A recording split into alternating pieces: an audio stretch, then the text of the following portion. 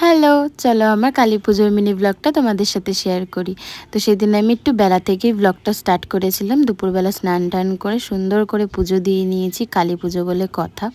তারপর লাঞ্চ করেছিলাম, লাঞ্চে অনেক কিছু ছিল আর কি, খাওয়া দাওয়া করে দেন বিকেলবেলায় আমি এখানে সুন্দর করে রেডি হয়ে নিয়েছি। আর এই ড্রেসটা জানো তো আমার দুর্গা পুজোর সময় নেওয়া, বাট সামহাও পরাই হয়নি, কেন জানি না, হয়তো কালী পুজোর জন্যই তোলা ছিল। যাই হোক, বাট কালী পুজোর জন্য কিন্তু ড্রেসটা একদম অ্যাপ্রোপ্রিয়েট, বেশ জবা ফুল মতন প্রিন্ট ছিল, দেখতেই পাচ্ছ তোমরা, ড্রেসটা ভীষণ সুন্দর।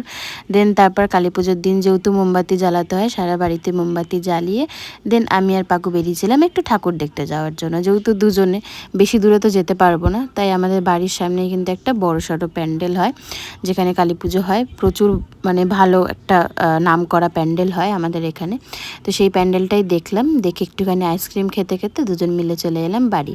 আর যেহেতু এই জামাটা সিনথেটিকের, তো একটু রিস্কি, বাজি ফাটাবো বলে কথা, তো সেই কারণে আমি ড্রেসটা চেঞ্জ করে নিলাম। আর এত এত বাজি এসেছে আমাদের বাড়িতে কালী পুজোর জন্য।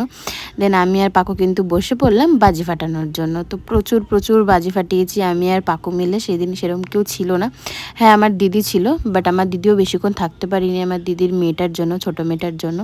তো সেই কারণে আমি আর পাকু মিলে অনেক অনেক বাজি ফাটালাম।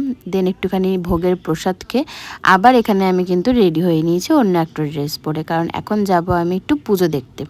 আমাদের মার্কেটে যে পুজোটা হচ্ছে সেখানেই আমি, মা আর পাকু মিলে গিয়েছিলাম, রাতে ওখানে পুজো হচ্ছিল সেটাই দেখার জন্য। তো পুজো টুজো দেখে তারপর চলে এসেছিলাম বাড়ি। তো কালী পুজোর দিনটাতে এইভাবেই কাটিয়েছি। চলো, ভালো লাগলে লাইক করো, টাটা।